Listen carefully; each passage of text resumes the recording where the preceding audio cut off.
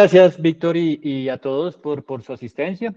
Pues primero que todo, disculparme por los problemas de conexión que tuvimos hace 8 días. Estaba pues en una ciudad diferente, en un hotel, y desafortunadamente no funcionó muy bien la red, pero hoy sí espero que todo nos salga muy bien. Entonces voy a compartir la pantalla.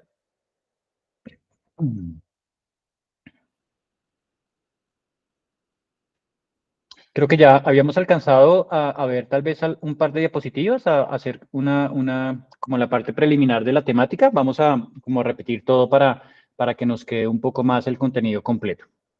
Entonces, dentro del temario que vamos a abordar en esta conferencia, digamos que lo vamos a dividir en dos momentos.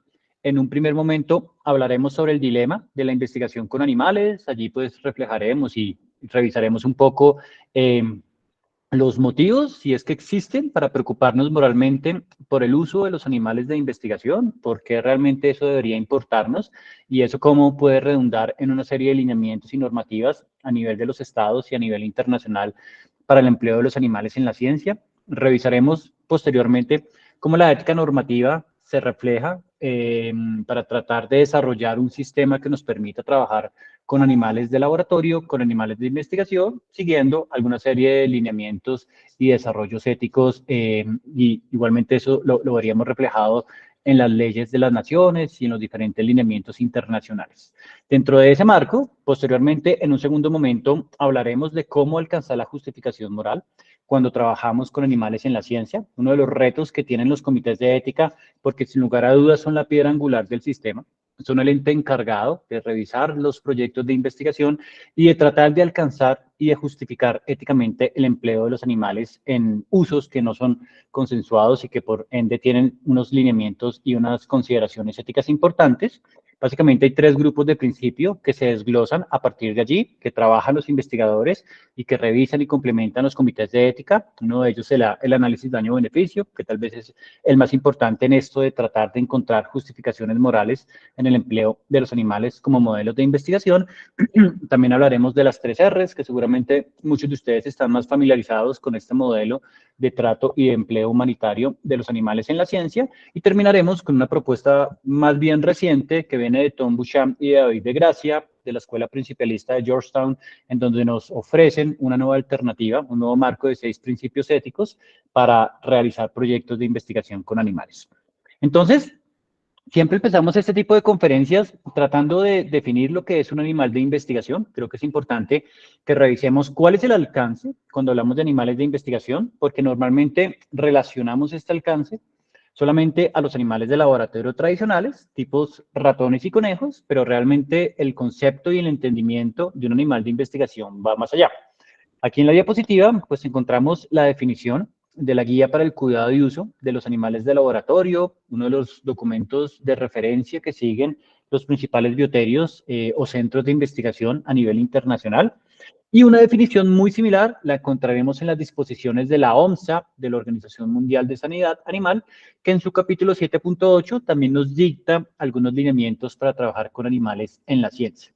Los países latinoamericanos y todos los países que están adscritos a la ONSA, pues tienen algún tipo de obligatoriedad de cumplir esta serie de lineamientos para complementar las legislaciones o los requerimientos estatales que se puedan tener allí.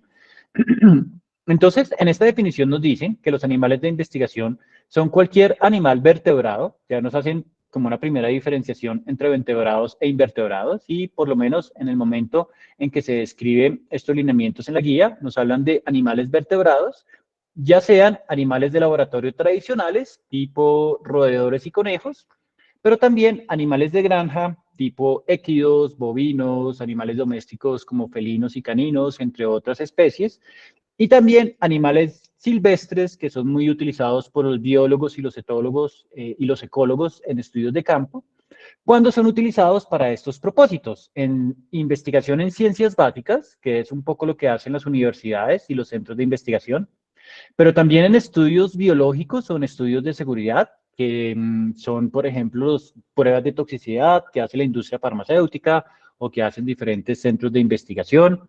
Son más ensayos normalizados que siguen referentes como pueden ser las guías de la OCDE, de la Organización Económica para la Cooperación y el Desarrollo, que suelen hacer laboratorios acreditados en buenas prácticas de laboratorio.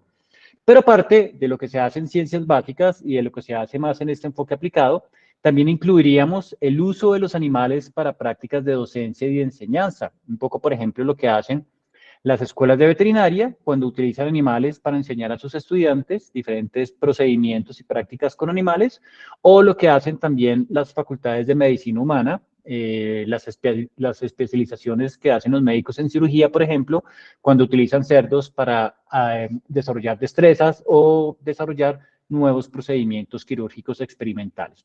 Entonces vemos que esta definición es bastante amplia, nos incluye una gran variedad de grupos taxonómicos de animales y es importante entenderlo porque todo lo que vamos a hablar de aquí en adelante aplicaría para todas estas especies cuando las utilizamos con estos fines. Estas definiciones pues ya son un poco antiguas, si se dan cuenta, vienen desde el 2011, tienen más de una década de desarrollo y en la última década pues se ha trabajado bastante en la ética animal, en como los conceptos que fundamentan el bienestar animal, como uno de ellos que ustedes lo pueden conocer es el concepto de sintiencia, que lo revisaremos de una manera más bien breve más adelante. Entonces, más en la actualidad, no solamente se incluyen a los animales vertebrados, sino también a los animales invertebrados, en donde la ciencia nos ha mostrado que tienen atributos de sintiencia, como pueden ser los cefalópodos, por ejemplo. Entonces, cada vez la ciencia va desarrollando diferentes estudios en donde se van encontrando diferentes atributos en los animales que los hacen merecedores de un estatus moral, uno de ellos es la sintiencia, y eso desglosa en un incluimiento en todos los lineamientos y las normativas de protección y de justificación que se debe realizar cuando se plantean proyectos de investigación. Entonces, no solamente hablamos de los vertebrados, sino también de algunos invertebrados que se van incluyendo cada vez más de una manera proactiva. Y bueno, entonces resulta interesante que empecemos a cuestionarlos. ¿Cuál es el papel de la bioética en la investigación con animales? Aquí pues trabajaremos a partir de allí un poco la pregunta que nos plantea Garrett, en donde nos cuestiona si es moralmente permisible utilizar animales en investigaciones que son dañinas. Normalmente cuando realizamos experimentos con animales generamos algún tipo de daño, en mayor o en menor medida los animales sufren algún tipo de lesión inducida por el hombre. En empleos que no son terapéuticos, porque el beneficio terapéutico que se obtiene normalmente con el uso de los animales de investigación va más dirigido al hombre y no tanto a los animales. Investigaciones que no son consensuadas, porque los animales no pueden ejercer el principio de la autonomía para dar su favorabilidad para participar en un estudio clínico, por ejemplo, y que serían juzgadas como poco éticas si se realizaran en seres humanos sin conciencia. Si tuviéramos una persona en un estadio vegetal en el cual no tiene ningún tipo de sensibilidad, ningún tipo de percepción del dolor, tampoco sería éticamente aceptable utilizar ese tipo de personas como modelos de investigación. Esta pregunta nos plantea claramente que hay una diferenciación en el estatus moral entre los humanos y los animales, en donde el hombre tiene un mayor estatus moral porque tiene cierto tipo de atributos y de consideraciones que nos colocan en esta escalera o en esta escala por encima de los animales. No obstante, pues nos cuestionamos si todo esto que no haríamos con una persona bajo ninguna circunstancia, sí lo deberíamos hacer con los animales, ¿no? Entonces, en ese sentido, nos enfrentamos a un dilema de una proporción bastante importante. Como ustedes saben, en la bioética pues existen tensiones, existen conflictos, donde hay fuerzas en oposición con creencias morales diversas. Normalmente las tensiones y los conflictos suelen encontrar formas de ser resueltos de una manera más simple, pero los dilemas no se pueden resolver tan fácilmente y posiblemente no se pueden disolver con los argumentos que nos ofrece la bioética, la filosofía, entre otras áreas del conocimiento en la actualidad. Este dilema se desarrolla a partir de estos dos conceptos que vemos acá. Uno nos dice que usar animales es necesario para cumplir con el imperativo moral de curar enfermedades y de salvar al hombre. O sea, si tenemos niños enfermos con enfermedades como la fibrosis quística, que mata a miles de niños cada año, en donde tenemos que hacer un esfuerzo por tratar de entender esa enfermedad, de generar nuevas alternativas terapéuticas y tenemos un imperativo moral de poderlo desarrollar. Pero asimismo, someter animales a condiciones dañinas que no son consensuadas y que no son terapéuticas es algo que podemos considerar moralmente incorrecto. Casi que cualquiera de las dos opciones que nosotros escogiéramos sería algo que nos generaría algún tipo de preocupación moral, porque no sabemos si estamos actuando de una manera adecuada o no, y dependerá bastante de la fundamentación de las creencias morales que cada una de las personas involucradas en la ciencia de los animales de investigación tenga allí a cabalidad. En ese sentido, es importante entender que aquí la bioética tiene diferentes objetivos de cómo tratar de ayudar en la resolución de este problema. Uno de ellos será crear escenarios para que se pueda debatir este tipo de temáticas. Uno de estos escenarios muy valioso son los comités de ética en la investigación con animales o los comités de cuidado y uso de animales de investigación. Otra es servir de fundamento para que se construyan argumentos, ya sea a favor o en contra de las diferentes posiciones actuales que existen con el empleo de los animales en la ciencia. Y tal vez una tercera es buscar cómo las fuerzas en oposición logran alcanzar algunos puntos de acuerdo que les permita construir una teoría ética que pueda ser un poco más robusta y consolidada de lo que tenemos actualmente para que se libere parcialmente la atención al conflicto. Sabemos que resolver este dilema, tal vez la única de poderlo hacer, es encontrar métodos alternativos que reemplacen completamente el uso de los animales y así pues salgamos un poco de este tipo de tensiones que enfrentamos en la actualidad, pero seguramente aún estamos a varias décadas, posiblemente 50 o 100 años, de poder encontrar métodos alternativos que emulen completamente las respuestas de organismos sistemáticamente complejos, como pueden ser los organismos vertebrados, ¿no? Mientras eso ocurre, pues allí la bioética tiene un papel fundamental. Entonces, vemos que hay algunas características y criterios que tienen los animales que nos llevarían a cuestionarnos y a tratar de entender por qué debemos preocuparnos moralmente por los animales. Uno de ellos es el concepto de la sintiencia o de la sensibilidad. Esto viene desde la argumentación de Jeremy Bentham en el siglo XVIII, como el padre del utilitarismo. Posteriormente, John Stuart Mill no lo trabaja tanto como inicialmente de una manera posiblemente no tan directa lo hace Jeremy Bentham y pues alguna posición utilitarista pero con matices más hacia los animales es lo que nos presenta Peter Singer en su texto de Liberación Animal y en todos los argumentos que él plantea un poco basado en la teoría utilitaria. Básicamente, en este concepto, pues entendemos de que los animales tienen, o la asistencia se basa en la capacidad que tienen los animales de vivir experiencias. Esas experiencias pueden ser agradables o pueden ser desagradables, como el dolor y sufrimiento. Y, por ejemplo, para David de Gracia, que es el artículo, el texto que ustedes ven allí en la diapositiva, el hecho de que un animal tenga algún tipo de atributo de sintiencia se correlaciona con la posibilidad de tener sentimientos y el tener sentimientos los hacen animales o seres merecedores de un estatus moral, ¿vale? Entonces, en ese sentido, hay diferentes posiciones o narrativas que nos llevan a entender por qué un ser puede ser sintiente o no. Acá vemos alguna de ellas, que es la que desarrolla David de Gracia, en donde nos presenta 6 atributos que deben tener los animales para que puedan ser considerados como seres sintientes en mayor o menor medida. Uno de ellos es tener un sistema nociceptivo, la capacidad de percibir estímulos como el dolor y hacer una serie de transmisión, de modulación, de procesamiento y de respuesta de algún tipo de estímulo doloroso, por ejemplo. Otro es tener un sistema nervioso central o algo muy similar que puedan tener los animales. Por ejemplo, las aves no tienen la corteza cerebral como la tienen los humanos o los primates, pero sí tienen la cresta neural que cumple algunas funciones similares y la respuesta sería de una u otra manera homogénea.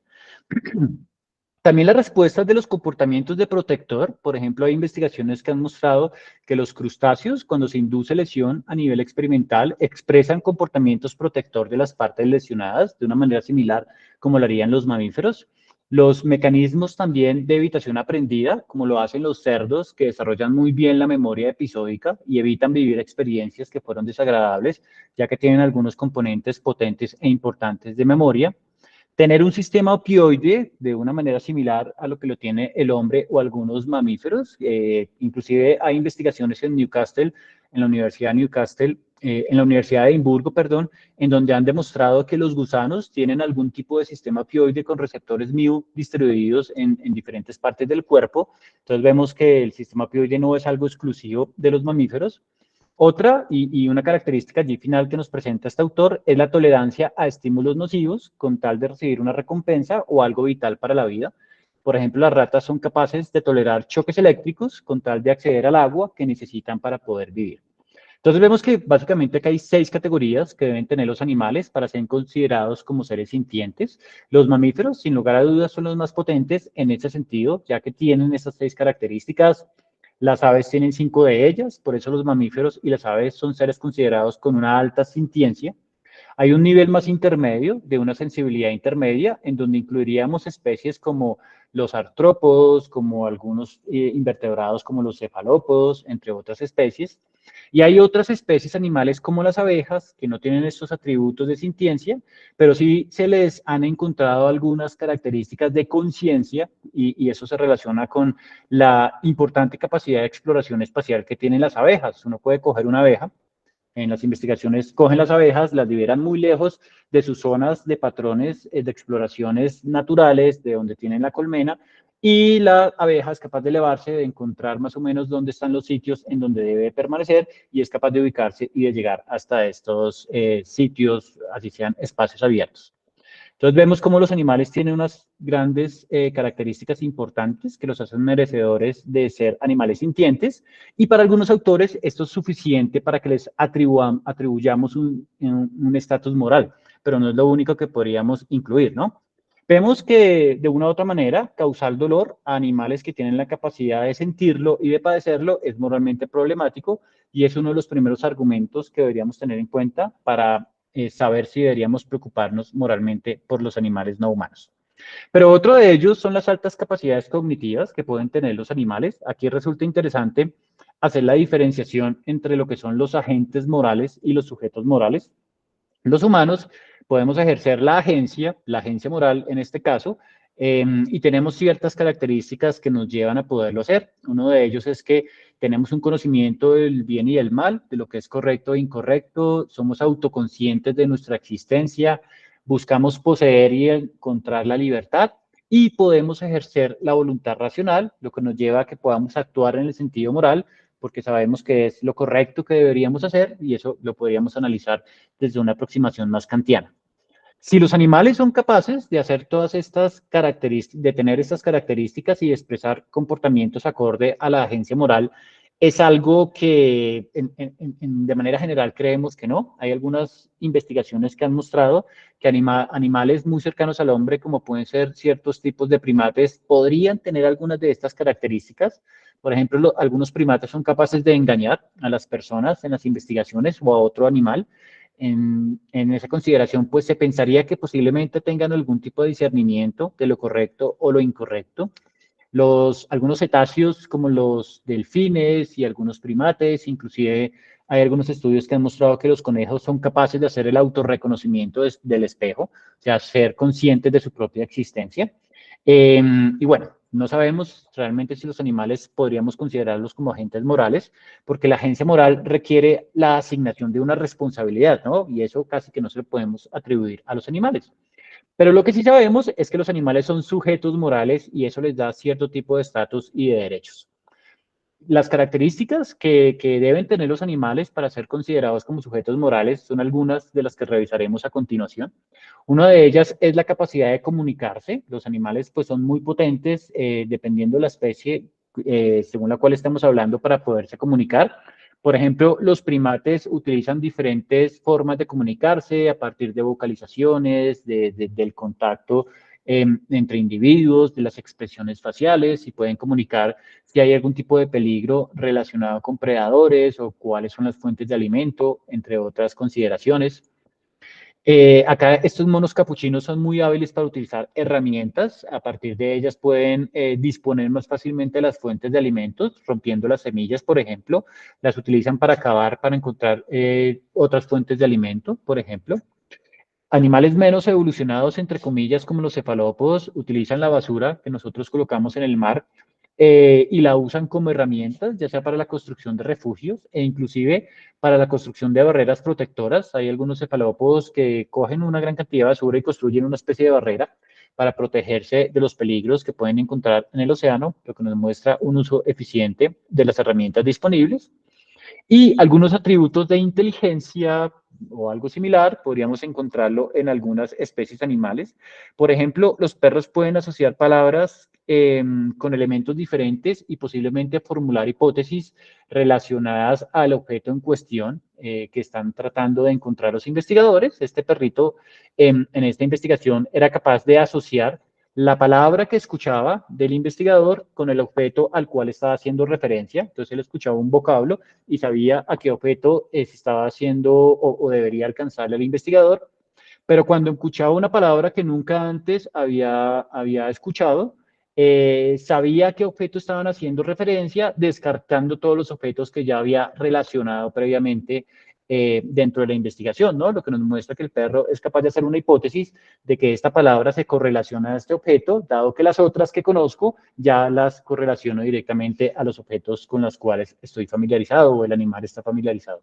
Entonces, estos atributos también son importantes para entender que los animales son sujetos morales y sin lugar a dudas, pues los primates serán el ejemplo más fácil de plantear en este tipo de explicaciones. En esta investigación que se desarrolló en el zoológico de Bristol, en donde se utilizaron gorilas, encontramos que se construían laberintos muy complejos para que los animales pudieran expresar las habilidades cognitivas. En este sentido, los gorilas eran capaces de resolver esos laberintos que podían tener más de 480 combinaciones posibles. Y lo que hacían era transportar una nuez a partir de todas las cámaras que tenían diferentes formas de sacar la nuez de cada una de las precámaras. Había algunas partes en donde la nuez salía de la visión del gorila y el gorila era capaz de seguir resolviendo el ejercicio.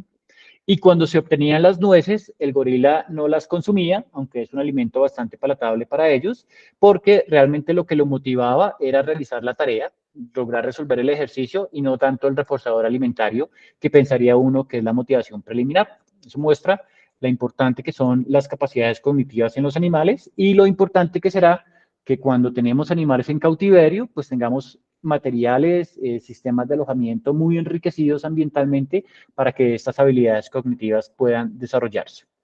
Asimismo, el comportamiento social, finalmente muchos animales de los que incluimos como modelos de investigación, sobre todo en condiciones de cautiverio, pues son animales muy sociales, en donde el acicalamiento, la comunicación, los repertorios alimentarios, entre otras cosas, se relacionan bastante con ellos.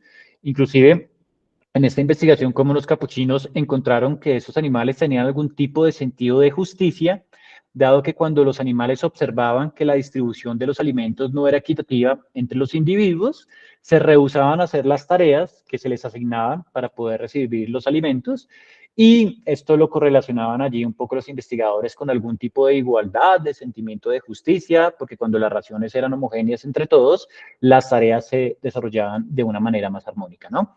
Entonces vemos cómo todos estos atributos que tienen los animales que normalmente utilizamos como modelos de investigación, sobre todo los animales domésticos, los animales de laboratorio tradicionales, son los que los ayudan a entenderlos como sujetos morales con las consideraciones que esto tiene.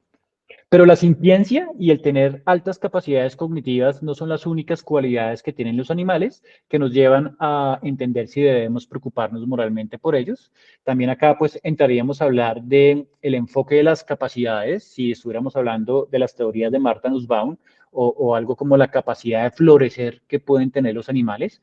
Los animales tienen intereses o necesidades específicas según la especie. Si los animales son capaces de satisfacer estos intereses, florecen. Y esto quiere decir que los animales pues tienen unas consideraciones en la naturaleza en donde tienen una serie de elementos en su relación con el medio ambiente que los puede llevar a desarrollar un proyecto de vida, ¿no? Para un animal en la naturaleza, su vida puede ir bien o puede ir mal, dependiendo de las condiciones ambientales y de todo lo que pase en el entorno en donde ellos viven o donde transcurren su vida. Pero lo importante es que los animales pueden desarrollar un poco un proyecto de vida relacionado con el desarrollo de los comportamientos biológicos y evolutivos que han tenido con la evolución de las especies, ¿no? Tendríamos que ver si en las condiciones de laboratorio nosotros somos capaces de ofrecerle a los animales estas consideraciones para que de una u otra manera puedan desarrollar un proyecto de vida, ¿no? Si tenemos un conejo encerrado en una jaula de 3x3, en donde difícilmente puede darse la vuelta, tiene acceso a comida y agua y ya está, seguramente no va a poder desarrollar un proyecto de vida porque no tiene otros animales con los cuales relacionarse, no tiene una serie de elementos que les permita desarrollar habilidades cognitivas y la idea es que busquemos cómo podemos diseñar encierros para los animales de laboratorio, más parecido a lo que tenemos esta imagen y no tan parecido a lo que tenemos con los encierros tradicionales. Inclusive pues nos cuestionaríamos si las formas en cómo tenemos a los ratones y las ratas de los laboratorios que viene a partir de sistemas comerciales, en donde, bueno, pues los ratones son animales de 40 gramos, en donde uno puede hacer bastante en una jaula. eh, a partir de enriquecimiento ambiental. Posiblemente en una rata no es tan fácil, pero en un conejo sí que no se podrá. Y en esas especies, entre un mayor tamaño tengan, pues tendremos que ver qué tipo de encierros podemos darles para que puedan desarrollar todo este tipo de entendimientos, ¿no? Para tener una capacidad realmente de florecer, emulando las condiciones naturales en la medida de las posibilidades en las condiciones de cautiverio. Y bueno, otra consideración importante, que ya lo habíamos mencionado brevemente, será la capacidad que tienen los animales para relacionarse socialmente, que es algo muy complejo y muy enriquecedor en los animales que utilizamos como modelos de investigación. Para algunos autores no es suficiente los últimos lineamientos internacionales en donde se prohíbe alojar a los animales de manera individual. Por ejemplo, hay una entidad que tal vez algunos de ustedes conozcan que es EILAC, que es esta gran asociación internacional que acredita los programas de cuidado de uso animales. Ellos tienen una política, una posición de Estado en donde se prohíbe el alojamiento individual de los animales, ya que los animales de investigación son muy sociales y solamente se permite bajo ciertas circunstancias, bajo el seguimiento de un comité de ética animal. Para algunos esto no es suficiente, dado que estamos descuidando algunos componentes importantes en lo enriquecedor que puede ser la sociabilidad de los animales. Entonces acá podríamos cuestionarnos, ¿qué pasará cuando los animales cercanos a un grupo social establecido mueren? ¿Eso realmente generará algún tipo de impacto para los otros animales? Sabemos que hay diferentes investigaciones que han mostrado que los animales tienen una experiencia bastante aversiva con la muerte de un familiar, como lo hacen los elefantes, que hacen toda una ceremonia de luto cuando fallecen otros elefantes de la manada. Las ballenas, por ejemplo, hay algunas madres que cuando fallecen sus crías duran semanas con la cría, no la abandonan hasta que ha pasado un tiempo realmente importante.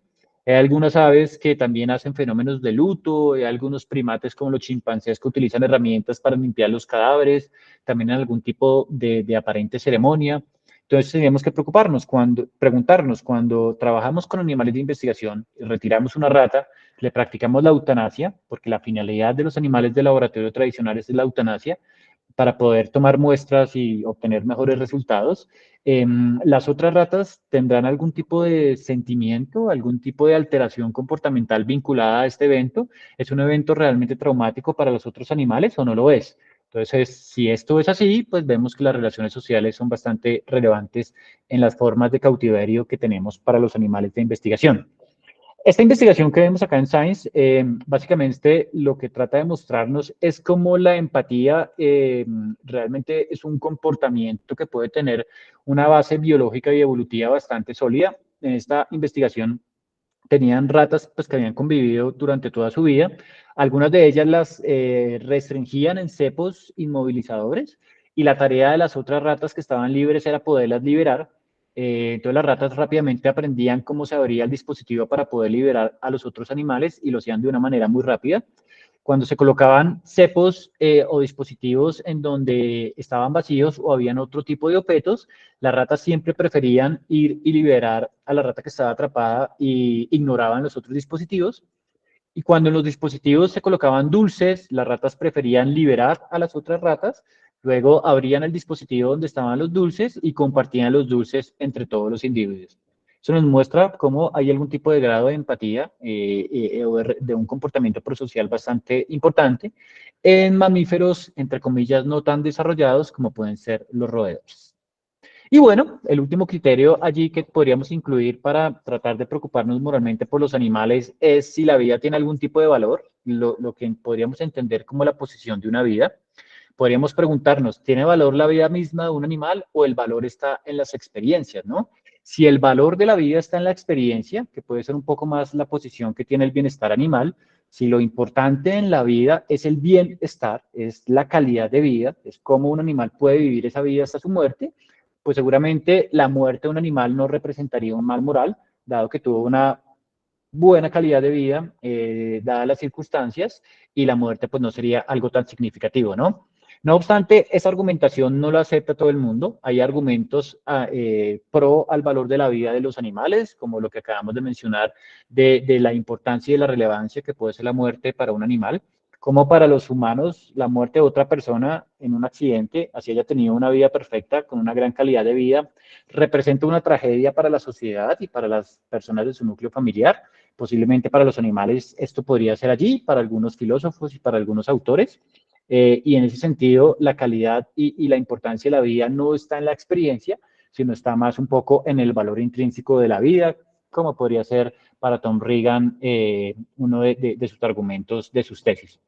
Pero asimismo, para otros autores, el hecho de tener altas capacidades cognitivas también genera un derecho a la vida y la muerte también representa algo moralmente incorrecto, ¿no? Entonces, este criterio, a diferencia de los otros 5 que acabamos de mencionar, sin lugar a dudas es muy controversial porque siempre que trabajamos con animales de investigación o en el uso antropocéntrico de los animales, la muerte es una de las consistencias que vemos, ¿no? Cuando nos alimentamos de animales como de vacas o de pollos o utilizamos animales como modelos de investigación, sacaríamos o excluiríamos a los animales de compañía que tal vez al ser más cercanos y al pertenecer a nuestra familia como familias multiespecies, pues la muerte de un perro de compañía que hace parte de nuestros hogares y puede ser considerada como una tragedia para los humanos, pero estas otras especies animales en este tipo de propósitos, como lo vemos con los animales de investigación, pues no tanto. Entonces, por eso es un argumento muy controversial, ¿no? Entonces podríamos concluir para poder cerrar esta pregunta de qué características de los animales los convierte en sujetos de preocupación moral. Primero, pues el tratamiento moral apropiado de un ser depende de las características que posee. No son las mismas características que tiene un insecto muy rudimentario evolutivamente, posiblemente como pueden ser los mosquitos, a diferencia de un primate o a diferencia de un mamífero. Todas las características que posee un animal nos da un poco ciertos atributos para preocuparnos moralmente por ellos. Los animales, en ese sentido, son sujetos morales y cualquier trato potencialmente dañino que afecte una o más de estas características, que afecte sus necesidades, ya que vemos que tenemos suficientes argumentos para preocuparnos moralmente por ellos, requiere de una consideración y una justificación muy detallada, ¿no? Y acá vemos cómo hay una delimitación importante en el empleo de los animales para diferentes propósitos, dado que los animales de investigación, dentro de su razón de ser y dentro de su oficio, pueden ser dañados de una mayor o menor medida. A diferencia de los animales de consumo, uno puede tener una granja para producir leche en donde tiene vacas, Holstein, por ejemplo, y si uno es empático hacia los animales, tiene recursos importantes y se preocupa por el bienestar de los animales, pues esas vacas pueden tener una gran calidad de vida, ¿no? En donde pues tienen alimentación casi que a disposición, conviven con otros animales, sus enfermedades son tratadas de manera inmediata. No hay por qué dañar físicamente a las vacas y se pueden habituar a procedimientos que pueden ser no tan, benéficos como el ordeño, pero uno las puede habituar, utilizar reforzadores y finalmente hay explotaciones de los animales que funcionan con un gran nivel de bienestar en donde los animales son dañados.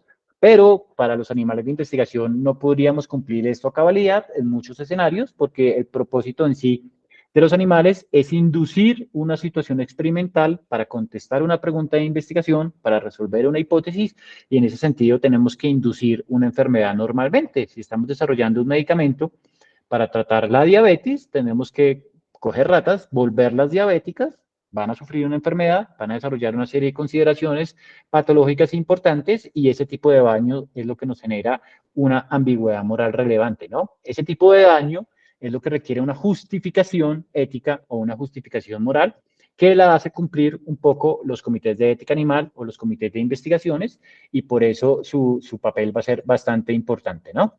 Entonces, ¿cómo considerar estas características en el racionamiento moral? Un poco cómo la ética normativa juega un rol allí para tratar de darnos algún tipo de lineamientos o de acciones a seguir que se puedan reflejar en las diferentes normativas o regulaciones. Básicamente, como ustedes saben, hay diferentes posiciones éticas para argumentar lo correlacionado con el racionamiento moral. Podríamos tener una posición o una visión un poco más consecuencialista, que sería o vendría de un ideal utilitarista, en donde el acento se pone en la consecuencia, ¿no? Lo que se obtiene, el beneficio, es lo más importante. Por ende, las mejores acciones son aquellas que producen el mayor bien y el valor moral de las acciones humanas está determinado por el resultado, ¿no? Sabemos que en las posiciones utilitaristas lo que importa es el resultado, no tanto la forma de, sí que importa la forma de alcanzarlo, pero el acento se pone en el resultado, ¿no? El mayor bien para la mayor cantidad de personas es tal vez lo más importante en esta visión consecuencialista. Opuesto a esta visión tendríamos una posición más deontológica, en donde no importa tanto el resultado, sino lo que importa es la forma en que ejecutamos las acciones, que sabemos si consideramos como correctas o incorrectas, ¿no? Entonces esto vendría de una aproximación más kantiana, aunque sabemos que para Kant en sus teorías no incluía tanto a los animales, pero una aproximación a partir de allí es lo que trabaja Tom Regan, en donde se atribuye un valor intrínseco a los animales, se le da un peso al valor de la experiencia que tienen los animales y en consecuencia los animales tienen unos derechos en razón al valor de la vida que pueden tener. Entonces, en esta posición, pues no se justificaría bajo ninguna circunstancia utilizar animales para propósitos antropocéntricos, como puede ser el empleo de los animales de investigación. Vemos que estas dos posiciones extremas finalmente no es lo que redunda en las regulaciones. Vemos que hay una visión más híbrida en donde hay autores, filósofos como este señor que tenemos acá, que es Bernard Rolling, que es uno de los gestores de las leyes de bienestar animal, es un defensor del papel de los comités de ética animal o de los AJACUCs en Estados Unidos, y digamos que está un poco allí en esta posición intermedia para permitir el empleo para fines antropocéntricos, como puede ser el de los animales de investigación, pero considerándolos como seres sensibles, que tienen un estatus moral y por ende solamente se pueden utilizar siguiendo cierto tipo de circunstancias y siguiendo y desarrollando un actuar dentro del marco de la ética, ¿no? Entonces, las regulaciones, como hablábamos, suelen ser visiones híbridas. Por ejemplo, usar vertebrados e invertebrados sintientes en investigación se hace bajo la regulación del Estado. Eso quiere decir que cada uno de los países suele tener leyes individuales para la protección y el empleo de los animales de investigación. En Latinoamérica eso solamente pasa en México, en Uruguay y en Brasil hasta el momento, en donde se tenga una ley específica para animales de investigación. Hay países como Colombia en donde se incluyen los animales de investigación, pero dentro de una gran ley que es el Estatuto de Protección de todos los animales y tal vez este no es el mejor modelo, dado que carece de especificidad, carece de unos lineamientos claros para las instituciones del Estado, de un sistema de gobernanza o de un modelo de gobernanza para que las instituciones del Estado puedan funcionar acorde a lo que está escrito en las legislaciones, ¿no?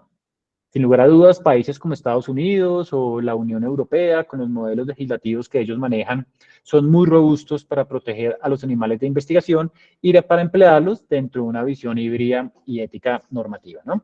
Entonces también, acorde a ello, vemos como para muchos estados el uso de animales para entretenimiento se prohíbe por ley. Eso quiere decir que espectáculos como el circo, como los circos, cada vez son más prohibidos en el mundo. El uso de animales en cosméticos también se prohíbe por ley, ¿no? Vemos como estas pruebas en donde se utilizaban antes conejos para probar si el maquillaje realmente era seguro para las personas o no, ya está prohibido, porque eso no está generando un bien para la sociedad entendido como un avance en el entendimiento de enfermedades o de situaciones realmente importantes para la humanidad. Entonces, en consecuencia, eso no se permite.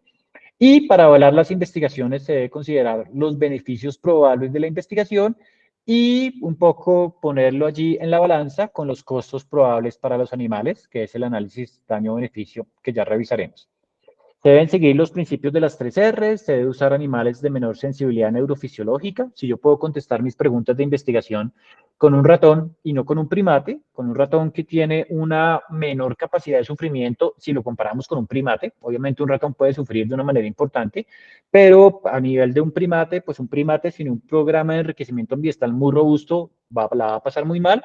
Un ratón, pues digamos que tenemos también que desarrollar programas de enriquecimiento, pero no con la misma complejidad que seguramente lo realizaremos con estos animales más cercanos al hombre. Y tratar el dolor y el sufrimiento es algo obligatorio, ¿no? No podemos realizar procedimientos dolorosos en los animales sin tener indicadores claros para medir el bienestar, indicadores objetivos, sin tener una serie de lineamientos terapéuticos para mitigar y para controlar el dolor cuando lo inducimos en los animales, ¿vale? Entonces vemos que esta visión híbrida es un poco lo que nos ofrece la ética normativa y lo que se refleja a partir de las regulaciones de los estados, pero vemos que esta visión no es completamente aceptada por la sociedad. ¿Y por qué? Porque la aceptación de estas investigaciones acepta dos suposiciones morales vitales que no toda la sociedad está a favor de poderlas aceptar. La primera, que ya la discutimos, es que la vida de los animales de laboratorio no tiene valor, porque al finalizar las investigaciones, los animales mueren, y esto, pues, en el 99% de los casos es así, y en consecuencia, el hecho de que no le demos un valor a la vida, porque al final matamos a los animales, es algo que no toda la sociedad acepta. Por otro lado, eso también, el modelo y la visión híbrida acepta que el sacrificio consecuencialista estaría bien.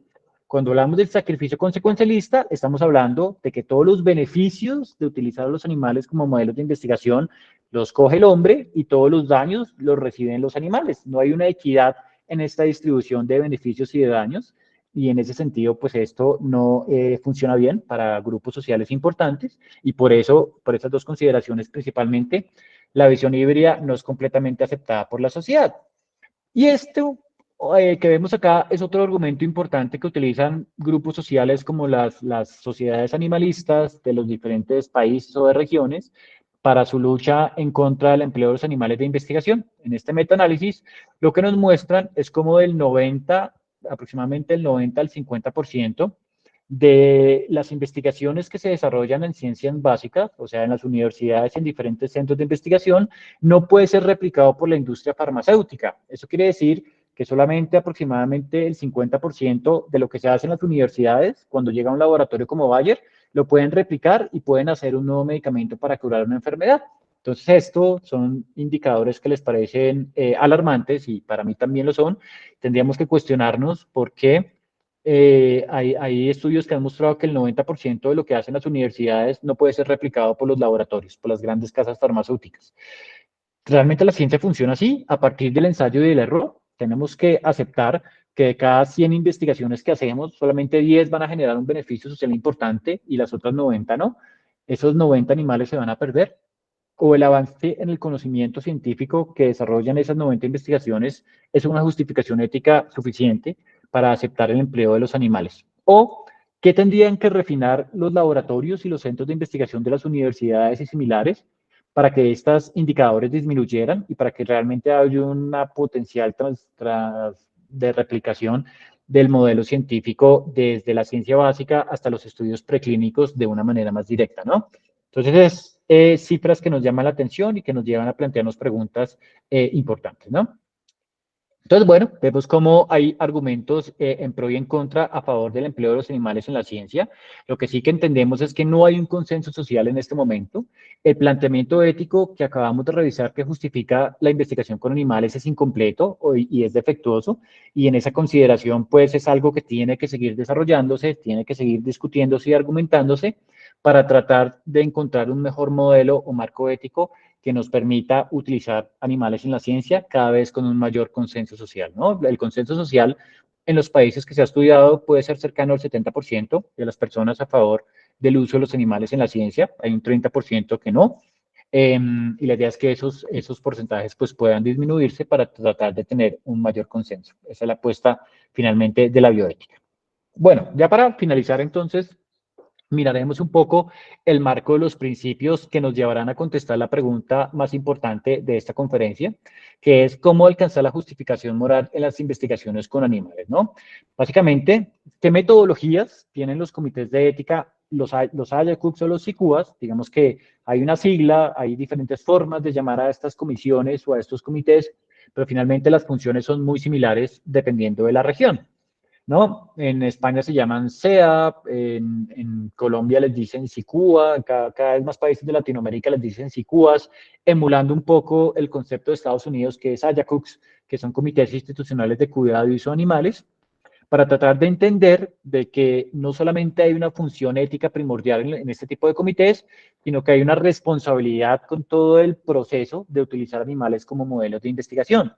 Un comité de ética no solamente, o un CICUA, no solamente se dedica a revisar proyectos de investigación, a avalar los proyectos y hacerles seguimiento hasta su finalización, sino que se preocupará, por lo que entendemos, que es un programa de cuidado de los animales que deben tener las instituciones, o en su defecto, por todas las prácticas de funcionamiento que tienen los bioterios o los centros de investigación cuando alojan los animales. Des en cuenta que estos comités se preocuparán cómo se están manteniendo las colonias en las instalaciones, realmente se están satisfaciendo las necesidades de los animales alojados, así eso no esté correlacionado directamente con la ejecución de los proyectos de investigación. En ese sentido, el término SICUAS o AYACUS pues, va a ser más certero para tratar de describir el actuar y el alcance de este tipo de comités, ¿no? Pero bueno, para poder encontrar la justificación moral, para realmente justificar éticamente si un proyecto se debe o no desarrollar, tal vez la principal metodología que tienen los comités es el análisis daño-beneficio, ¿no? Es este cálculo que es un poco consecuencialista, viene de las visiones utilitaristas, pero alejándose tanto de que lo que importa es el resultado, y lo que nos busca es tratar de equilibrar los beneficios que se obtienen de las investigaciones y los daños que reciben los animales de lo mismo. Este concepto es tan importante que vemos cómo se plasma en diferentes legislaciones. Por ejemplo, la Directiva Europea lo define de esta manera. Es esencial, tanto desde el punto de vista moral como científico, garantizar que el uso de cada animal se evalúe cuidadosamente en cuanto a la utilidad, pertinencia y probabilidad de alcanzar el resultado. El daño animal debe equilibrarse con los beneficios esperados del proyecto, ¿no? Pero vemos cómo el análisis daño-beneficio, bueno, que se presenta desde 2010 en la Directiva Europea, que tal vez se empieza a implementar de una manera más sistemática en el 2016, pues tuvo grandes contradictores en su implementación preliminar y aún en la actualidad, ¿no? Finalmente, hacer un cálculo o un análisis daño-beneficio es un método con una alta subjetividad, claro, porque los beneficios son muy difíciles de calcular. El beneficio básicamente es una promesa que plantea el investigador que se argumenta muy bien de un diseño experimental robusto, de unos buenos precedentes por las líneas de investigaciones que pueden trabajar, pero no hay una seguridad de que el beneficio se pueda alcanzar, como nos lo mostraba esta gráfica preliminar donde veíamos que la ciencia no se replica de una manera muy precisa entre la ciencia básica y la industria farmacéutica. Entonces vemos que el beneficio es más una promesa social, más bien un proyecto que se quiere alcanzar, pero no es algo que se puede asegurar, ¿no? No obstante, el daño es algo que sí se puede asegurar, porque si yo realizo una investigación con los animales, pues el 100% de los animales van a ser sometidos a la condición experimental y van a ser dañados. Entonces vemos que por un lado hay una gran subjetividad en el beneficio, pero por otro lado hay una gran objetividad en el daño. Eso pues le generaba escorzor a diferentes tipos de filósofos, de pensadores e inclusive de investigadores, y por eso pues se desarrollaron una gran cantidad de críticas sobre esta metodología como método para alcanzar la justificación moral, y a partir de ello pues hay algunos modelos que se desarrollaron y uno de ellos es el que vamos a presentar acá, ¿no? Entonces, en el 2016 se reunieron estas dos grandes sociedades de Estados Unidos y de Europa. EILAS es la Asociación Americana de la Ciencia del Animal de Laboratorio, la sociedad más grande en Estados Unidos de animales de investigación, y su contraparte en la Unión Europea es FELASA. Estos dos grupos o estas dos sociedades se reunieron para desarrollar un grupo de trabajo para tratar de desarrollar una metodología lo más objetiva posible para poder alcanzar el análisis daño-beneficio y que sirviera como orientación para que los comités de ética y los investigadores pudieran desarrollar esta labor, ¿no? En esta metodología, entonces, tenemos que hay unos factores moduladores en cuanto a los dominios y en cuanto al daño, y se trata un poco de desarrollar cada uno de ellos, y lo veremos en un ejercicio rápidamente para tratar de entenderlo mejor, ¿no? Entonces, por ejemplo, en cuanto vamos a imaginarnos una investigación, en donde hay un grupo de investigación que trabaja con células madre, con las secreciones de las células madre que se conocen como secretomas, y a partir de allí ellos encontraron en cultivos celulares que los secretomas tienen una gran capacidad de regeneración, ¿no? Entonces ellos tienen la hipótesis de que esto puede servir como una nueva alternativa terapéutica para ayudar en los tratamientos de las personas que sufren diabetes, sobre todo diabetes mellitus tipo 2, en la resolución de lesiones como el pie diabético, ¿no? Lesiones cutáneas inducidas por la diabetes, en donde este tipo de tratamientos pueden mejorar en la cicatrización y en la resolución de este tipo de lesiones. Entonces, básicamente es un tratamiento que ayuda a resolver algunas de las consecuencias adversas de una enfermedad tan importante en el mundo como puede ser la diabetes mellitus tipo 2, ¿no? Entonces, claro, esto ya funcionó en células. Se sabe que en células el tratamiento experimental tiene una gran capacidad de regeneración. El siguiente paso lógico, antes de pasar a los humanos, es hacerlo con animales, y tendríamos que hacer el análisis daño-beneficio para ver si se justifica moralmente, para ver si hay una justificación ética para someter a los animales a este tipo de condición, que recuerden, es una condición dañina porque vamos a inducirle diabetes a los animales, vamos a hacerle lesiones en la piel para poder probar los tratamientos, entonces estamos generando daño en las ratas. Es una condición no terapéutica porque las ratas no están recibiendo el tratamiento para una enfermedad de las ratas, y la rata que vamos a exponerle esta situación no está enferma de nada. Y es una situación no consensuada porque la rata no quiere ser sometida a ese tipo de condición. Y de una u otra manera, los comités de ética tratan de ejercer el principio de autonomía, ¿no? Entonces, por eso, por esas tres consideraciones, es muy importante tratar de alcanzar esa justificación moral. Entonces, miraremos la parte de los beneficios, en cuál de estos factores moduladores nos aplica. ¿Realmente se va a generar un beneficio social correlacionado con la salud humana? Pues sí, podríamos decir que es importante para la salud humana. No es importante para la salud animal, para la salud ambiental, no genera beneficios socioeconómicos. ¿Generará beneficios científicos? Sí, me va a generar un avance en el conocimiento, sin lugar a dudas. Y bueno, educativo y seguridad y eficacia no tanto. Entonces vemos que los beneficios los podemos correlacionar con estos dos puntos. Ahora, los daños, tendríamos que ver ¿qué de estos daños se correlacionarían con las 5 libertades del bienestar animal? Seguramente algunos de ustedes saben que existen estos 5 principios de las 5 libertades del bienestar animal, que después como que evolucionaron los 5 dominios del bienestar animal. Tal vez los dominios del bienestar son más válidos hoy en día porque permiten desarrollar indicadores más objetivos para ver si un animal cumple o no con ello, a diferencia de las libertades, pero en su momento, pues cuando se planteó esta metodología, se hizo a partir de las 5 libertades. Entonces, bueno, vamos a ver, los animales van a tener pérdidas de sus libertades, que es uno de los principios de bienestar que debemos asegurar. Pues bueno, se van a generar lesiones severas y dolorosas seguramente. Entonces va a haber aquí dolor y lesión para los animales. Miedo y angustia, posiblemente va a haber estrés por los procedimientos. Hambre y sed, posiblemente no, porque no sería un factor allí. Habilidad para expresar comportamientos normales, seguramente sí, porque tendremos que alojar individualmente a los animales por un periodo de tiempo. Y malestar por condiciones de alojamiento, posiblemente sí, porque tendremos que manipular constantemente a los animales, ¿no? Entonces, cada uno de estos factores moduladores lo podemos desarrollar de una manera más detallada para ver qué puntos son los que me deberían llamar en cuenta, llamar la atención y poder hacer un análisis daño-beneficio más minucioso. En esta metodología, los autores nos invitan a plantear, como veíamos acá, diferentes tipos de colores, desde el blanco hasta un rojo bastante oscuro, o a partir de cruces, si uno no quiere utilizar los colores, para tratar de magnificar, de dimensionar si estamos hablando de un daño bajo o alto, si estamos hablando de un beneficio bajo o alto, ¿no? En este caso, los factores moduladores para el daño, pues nos los detallan acá. Si estamos trabajando con animales de laboratorio que han sido adaptados a condiciones de laboratorio como es la rata, pues vemos que no hay un daño significativo ni por la especie, ni por el número de los animales, y el cálculo del tamaño de la muestra fue estadísticamente justificado. Si son animales de laboratorio y yo tengo buenos procedimientos para habituarlos a las condiciones experimentales, como puede ser la técnica del cosquilleo, que es lo que estamos viendo acá, donde los animales se emula un comportamiento de juego y se pueden habituar parcialmente a cierto tipo de condiciones. Entonces, pues vemos que no hay una fuente de daño por aquí que podamos detectar.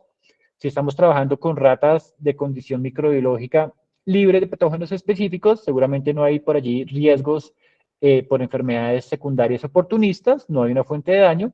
Y las fuentes de daño las identificaríamos acá. Primero, la intensidad del daño, porque claro, vamos a tener ratas en las cuales vamos a inducir la diabetes, donde van a tener signos de inflamación y posiblemente de infección, que esa sería la descripción. Podríamos tener efectos mitigantes, como tratar estos cuando se presente, pero realmente es algo que nos llamaría la atención, en donde los animales van a padecer seguramente un dolor moderado a severo, sobre todo los primeros días.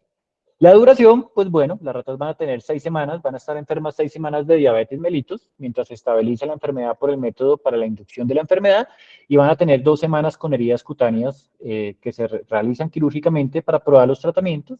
Entonces vemos cómo estas fuentes de daño son considerables, ¿no? Y bueno, habrá por aquí algunos otros factores que no nos llaman la atención, habrá por acá otro que es el alojamiento individual. Como los animales van a tener heridas quirúrgicas en el dorso, entonces tienen que alojarse individualmente para que no se molesten las heridas con las otras raticas presentes en las jaulas, y eso es una fuente de daño, ¿no? Recordemos que las ratas son animales muy sociales, tratamos de evitar ese tipo de daños, y en consecuencia medidas mitigantes como programas de enriquecimiento ambiental adicionales, pues nos llamarían la atención. Entonces vemos que hay algunas consideraciones de daño importantes para los animales. Si vemos que un experimento o una investigación como esta va a generar un daño importante, tendríamos que ver si los beneficios también van a ser importantes, ¿no? Entonces acá hay otra serie de factores moduladores en donde uno lo que hace es analizar los beneficios. No voy a profundizar tanto en ello por los tiempos. Y se dan cuenta, pues en general todos estos factores moduladores cumplen con el beneficio, es un importante resultado, es una investigación que tiene un diseño experimental bastante robusto, con una hipótesis sólida. Hay resultados en fases in vitro robustas, es un buen proyecto de investigación bien construido y por eso está claramente desarrollado a los objetivos.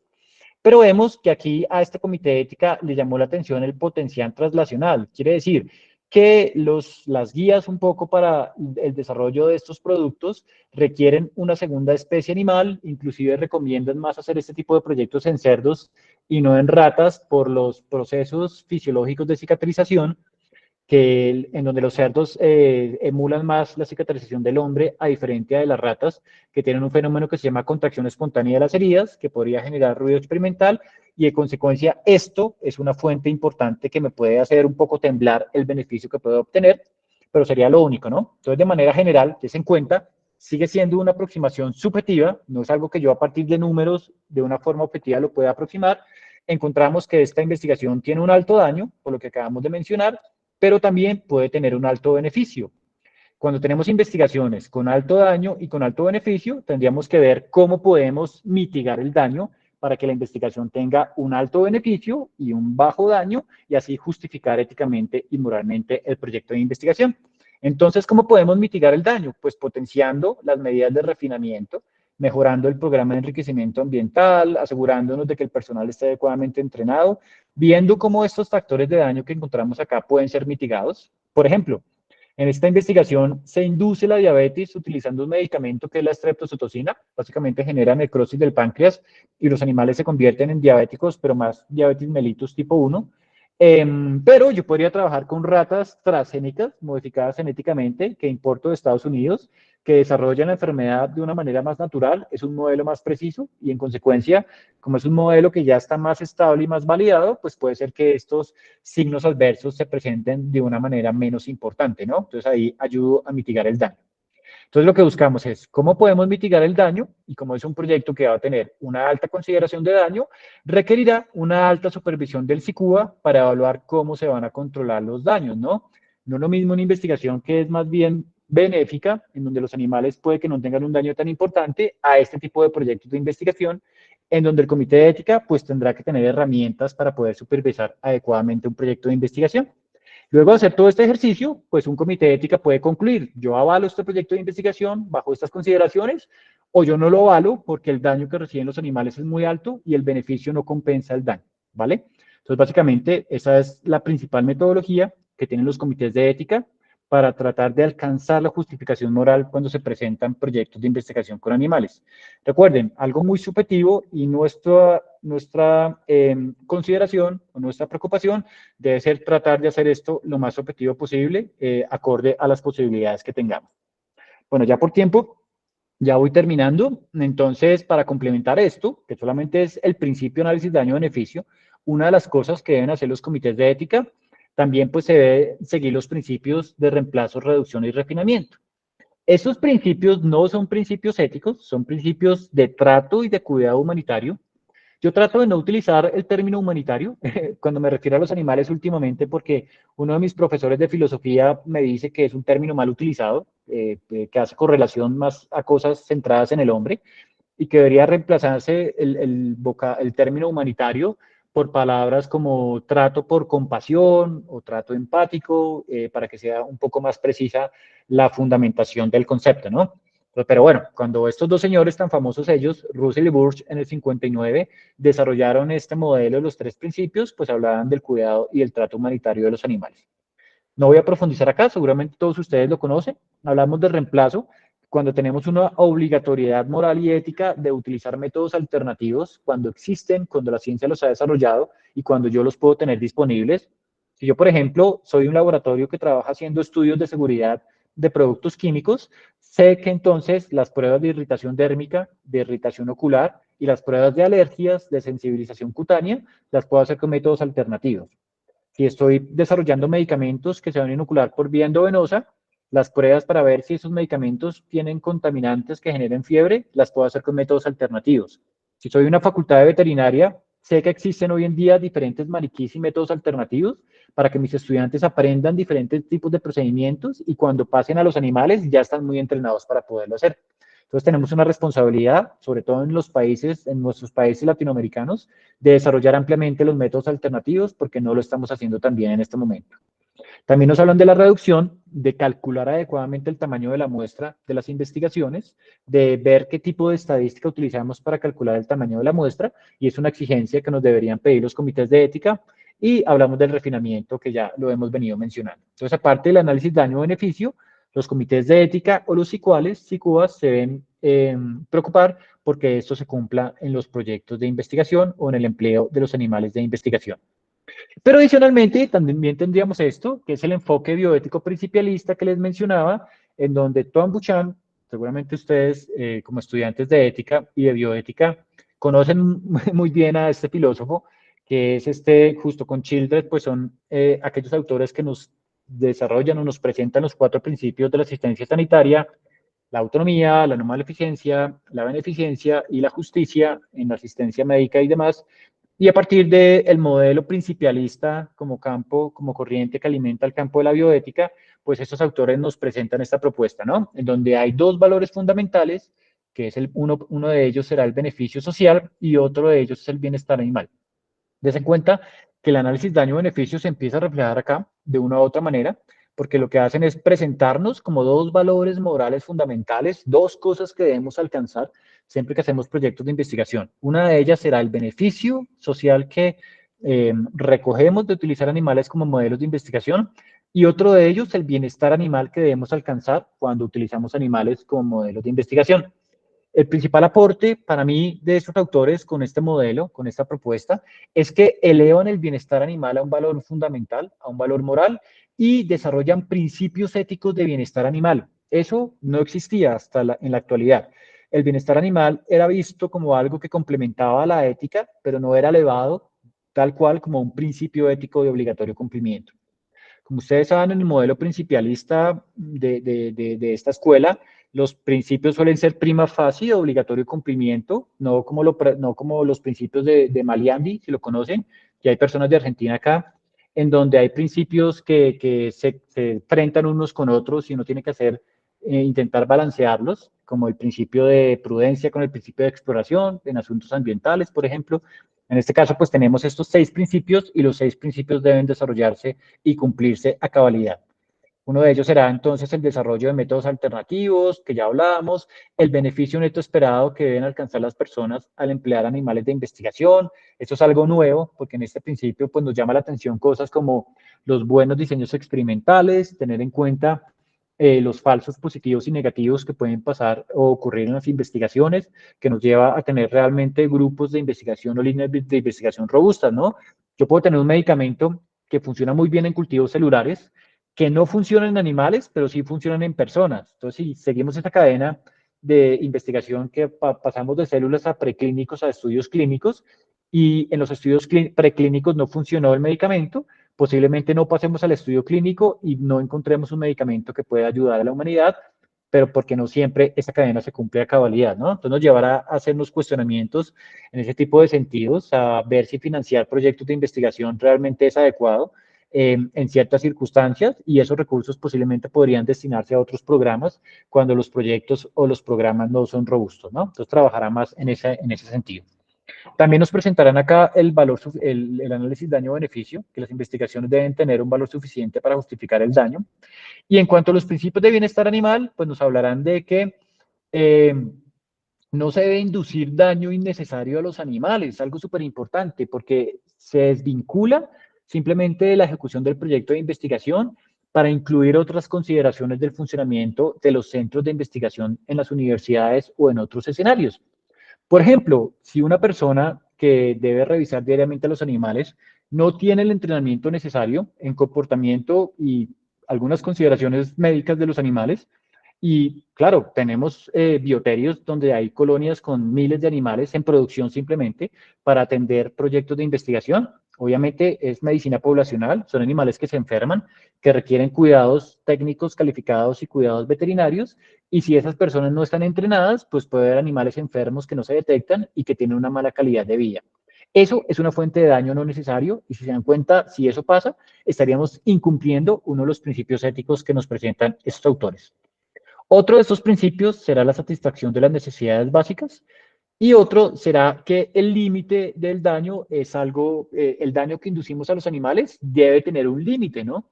No por más prometedor que sea un medicamento, no por tal beneficio tan alto que se puede alcanzar, se justifica inducir un daño ilimitado o muy severo a los animales, ¿no? Yo puedo tener un medicamento muy prometedor en cultivos celulares, que estoy casi que seguro que con esto voy a encontrar una alternativa terapéutica para el melanoma maligno, para la fibrosis quística, para enfermedades realmente relevantes para la calidad de vida de los humanos. Y no porque mi medicamento sea muy prometedor, eso justifica coger unos ratones, inducirles un cáncer, tenerlos 6 meses con cáncer, con lesiones ulcerosas, con signos realmente severos, porque el medicamento es tan prometedor que se justifica dañar altamente a los animales. El daño debe tener un límite y es responsabilidad del comité de ética asegurarse de cómo se va a trazar ese límite y cómo se van a establecer los criterios de punto final, ¿vale? Entonces, esos 3 modelos de principios es un poco las formas que deben utilizar los comités de ética para poder justificar éticamente el aval de los proyectos de investigación, el análisis daño-beneficio, las 3 Rs y estos 6 principios que de una u otra medida ya incluyen los 2 modelos presentados anteriormente. Bueno, creo que todo esto ya lo mencionamos, ya por tiempo creo que podemos ir finalizando. Muchas gracias, profe Víctor, por la invitación. No sé si, digamos, un tiempito para preguntas o comentarios. Muchas gracias, doctor Manuel. Muy interesante. No nos habíamos, en mi caso no me había dado cuenta que ya habíamos pasado una hora. Interesante, con mucha información, pero fundamentalmente con muchos elementos para mejorar la práctica y el quehacer de los comités de ética en investigación y cuidado con animales. Entonces, si los participantes tienen alguna pregunta, un comentario, en la sesión pasada nos habían quedado algunas preguntas. Acá está el maestro Jorge. Jorge, tienes el micrófono. Muchas gracias, Manuel. Muchísimas gracias por haber aceptado repetir, porque la vez pasada fue